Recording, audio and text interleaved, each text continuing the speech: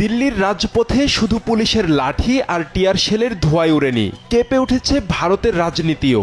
যে আন্দোলনকে একসময় অনেকেই সোশ্যাল মিডিয়ার ক্ষণস্থায়ী ট্রেন্ড ভেবেছিলেন, সেই ককরোচ জনতা পার্টি হাজারো শিক্ষার্থীকে নিয়ে পৌঁছে গেছে সংসদের দরজায়। পুলিশের লাঠিচার্জ, গণগ্রেপ্তার, ইন্টারনেট বন্ধ, মেট্রো স্টেশন বন্ধ, সবকিছুর পরও পরিস্থিতি এমন পর্যায়ে পৌঁছায় যে অবশেষে আন্দোলনকারীদের সঙ্গে বৈঠকে বসতে বাধ্য হন বিজেপি সভাপতি জেপি নাড্ডা।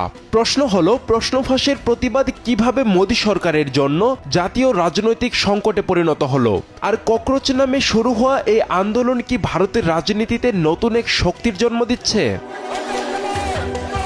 ককরোচ জনতা পার্টি বা সিজেপি কোনো প্রচলিত রাজনৈতিক দল নয়। এটি মূলত ক্ষুব্ধ শিক্ষার্থী ও বেকার যুবকদের নেতৃত্বে গড়ে ওঠা একটি আন্দোলন। ঘটনার শুরু কয়েক মাস আগে।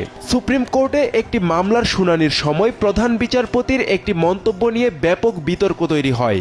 বেকার যুবকদের একাংশকে ককরোচ বা তেলাপোকার সঙ্গে তুলনা করা হয়েছে এমন অভিযোগ ওঠে। অপমানজনক সেই শব্দকেই প্রতিবাদের প্রতীকে পরিণত করে তরুণরা। যে শব্দটি ছিল বিদ্রূপ, সেটিকেই তারা বানিয়েছে পরিচয়। আর সেই পরিচয় এখন সামাজিক যোগাযোগ মাধ্যমে কোটি কোটি মানুষের সমর্থন পাচ্ছে। এই আন্দোলনের মূল ইস্যু ভারতের শিক্ষা ব্যবস্থা, বিশেষ করে মেডিকেল ভর্তি পরীক্ষা NEET সহ বিভিন্ন জাতীয় পরীক্ষায় প্রশ্নফাঁস, পরীক্ষা বাতিল, প্রযুক্তিগত ত্রুটি এবং দীর্ঘদিনের অনিয়ম নিয়ে শিক্ষার্থীদের মধ্যে ক্ষোভ জমছিল। তাদের অভিযোগ, পরিশ্রম করেও মেধার মূল্যায়ন হচ্ছে না। দুর্নীতি ও অব্যবস্থাপনার কারণে লাখো শিক্ষার্থীর ভবিষ্যৎ অনিশ্চিত হয়ে পড়েছে। এই ক্ষোভ থেকেই চলো সংসদ কর্মসূচির ডাক দেয় ককরোচ জনতা পার্টি বা সিজেপি। সোমবার সংসদের অধিবেশন শুরু হওয়ার দিনই হাজার হাজার শিক্ষার্থী দিল্লির যন্তর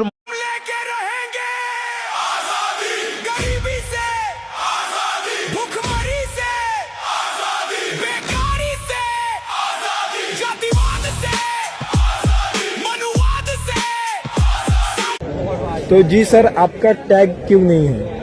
आपका टैग किधर है? आपका नेम प्लेट किधर है? प्लीज आंसर अस। आपका नेम प्लेट किधर है? नहीं, ऐसा क्यों सर? मतलब हम पीसफुल प्रोटेस्ट कर रहे के पास नहीं है। हैं। अगर हम आपका नेम टैग नहीं है तो हम यहाँ पे आपको कौन समझेंगे? आप जवान हो या नहीं? आप नॉर्मल कपड़े में हो? नहीं, आपको जवाब तो देना पड़ेगा सर। आप नॉर्मल कपड़े में यहाँ पे खड़े हो, हम कैसे समझे कि आप जवान है?